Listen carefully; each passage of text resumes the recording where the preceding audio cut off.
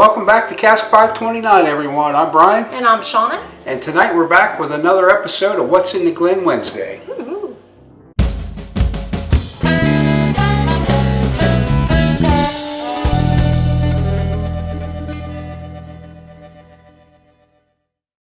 All right, so again, I'm going to draw a random bottle out of the sample box.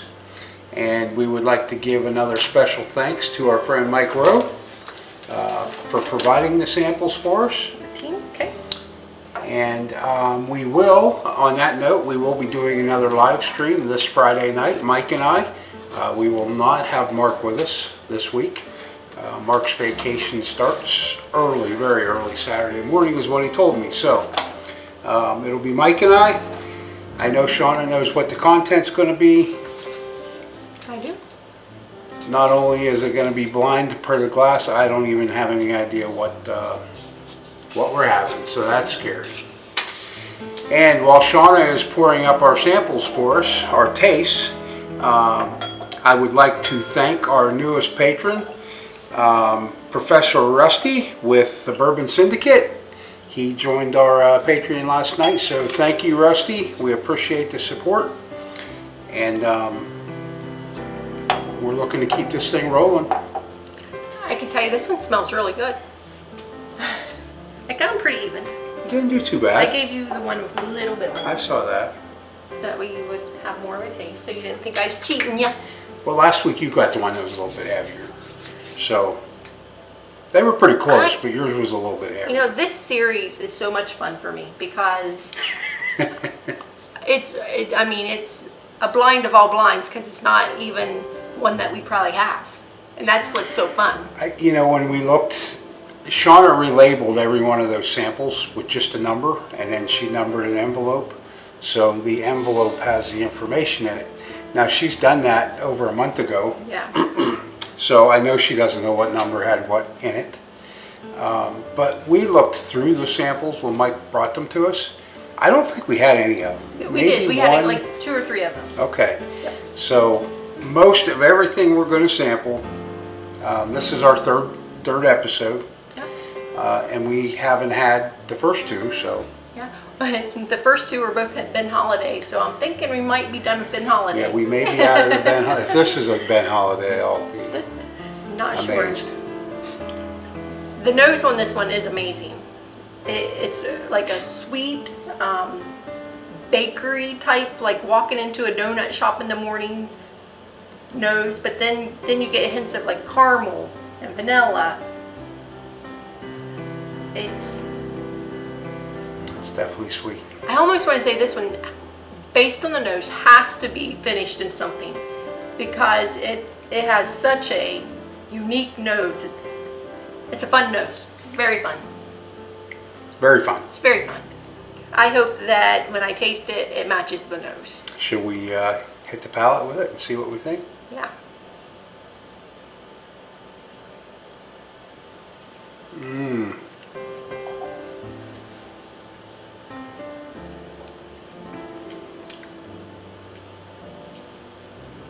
A little bit of heat.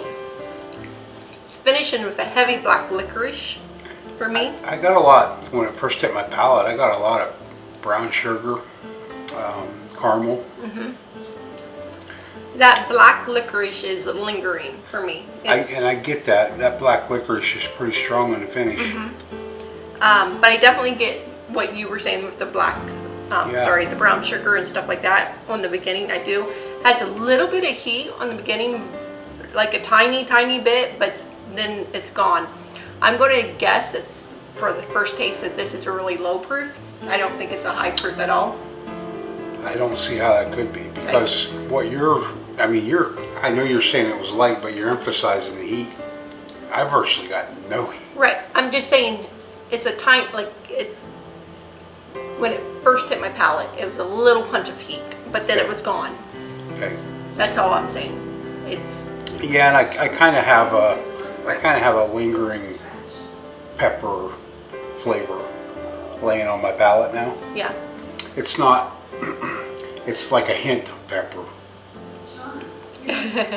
You're hearing Alexa talk to me from upstairs. Let's hope they don't hear that.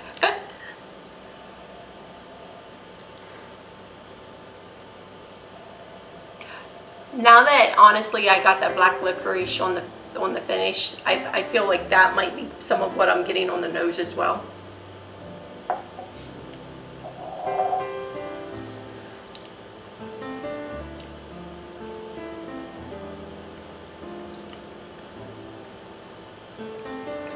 Has just a tad bit of baking spice in there. You know, I was actually just trying to figure out how to. I want to say it's a touch of cinnamon. Yeah. But it's not. It doesn't really have that warm characteristic, but it's got the flavor of cinnamon. If that makes any sense. Right, it does. Again, I was able to pick up before it turned into a black licorice note, like a little bit of a cherry note, but it quick like a dark cherry note, and then it quickly turned into the black licorice. Ooh, and that cherry. Hey. I was actually going to say, when you were first starting to talk, before you said dark cherry, I was going to say a black cherry, like a black cherry flavor. Mm-hmm. This is, it's unique because it changes just ever so slightly each time, like I've taken a sip. But it's full of flavor. Like it's almost a, that's almost like a dessert pour. I wouldn't go that far. It's not super sweet. I mean, it's sweet, but it's not super sweet. I'm going to say this one's definitely a finished whiskey. I'm going to go with whiskey. I don't know why I'm saying that because I don't feel like it's really high or high, but... I don't know if Mike has any of this, but it almost puts me in mind of a port finish. It almost has that port flavor to it, to me.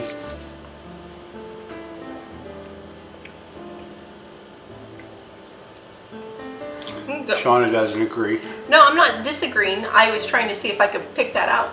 And I'm not saying you're wrong. I definitely think it's finished. And I would probably tend to agree that it's some type of port wine or a wine type finished. It probably is a bourbon, only because I'm not picking up a whole lot of heat and spice like the baking spice, which sometimes can feel like it's heat. So, I don't mean proofy point. We've done this the last 2 weeks. What are you going to put on there as a proof point? I'm going to go low. I'm going to say 93. I don't feel like it's very proofy at all. That's the exact number I had in mind, but I'll say 92 just because you said 93. Are we ready to find out what it is? I think so. All right. Hey, before I open this, if you haven't already, please subscribe. Leave us a comment and hit that like button. It really helps our channel grow, so I would really appreciate that. I sure do.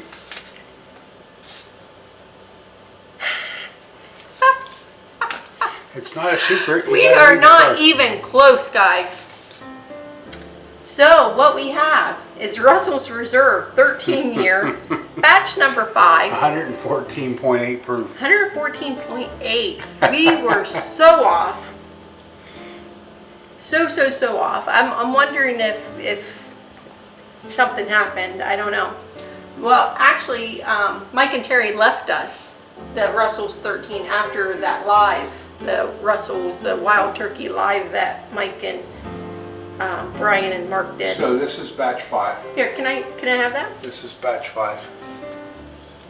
I just want to make sure it tastes the same because 114 proof. I did not get 114 proof out of that. No, I did not either. But I am glad that we have more of We really this. like that bottle. So it could be. You picked 101 over this. I know. Mike did too. Don't just put that poison on me.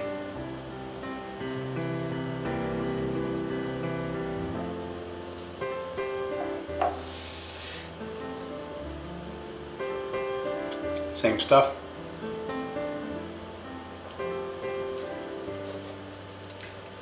Same stuff, guys. I'm telling you. I don't know if I want to take her word for it. It's delicious. And I would never guess that that's 114.8 proof. Like we both wanted to guess the 92, 93 proof point. So this could be really dangerous. That's all I got to say. Yeah, it could be. It's delicious. I love it. I can't Not believe finished. how far off. I mean, we were off almost, we were off over 20 proof points. Yeah. I can't believe it, of all the flavors and stuff that we were picking up on it. I know that I didn't really have it the night they had it. Wasn't drinking. That's it. Or if I did, I just had a pour. I didn't do the whole lineup they did. But we did have it at Mike and Terry's months ago when they had us down for the Double Eagle Rare opening. Unveiling. And I remember liking it then when I had it. But tonight it was really good. So shout out to the Russells down there creating great bourbons at Wild Turkey. Now, just a little info on the Russell's 13 for you. Yeah. For everybody, really. I think we thought, now you're going to tell me, oh no, I knew. I think we thought there was going to be a Russell's 13 this year and a 15. Correct. 15 is replacing the 13. Oh. There's not going to be a 13 this year. And you had the 13 on your wish Yes, list. I did. So now it's replaced with the 15? Yeah. Now it's got a 15 on there. Okay. I won't find it, so you don't have to worry about it. Okay. Hey guys, I think that's all we have tonight. If you can, please join us Friday night for the live. It's sure to be a great one. Terry and I have picked out what I think the guys will be tasting. It'll be a double blind. We secretly text each other, so I think we have our lineup. So hopefully. I tried to get her to use my phone to text him. She wasn't having that. She caught on it too quick. Yep. Okay, so I think that's all we have then, right? That is. Friday night, live. This wraps up our third edition of What's in the Glen Wednesday.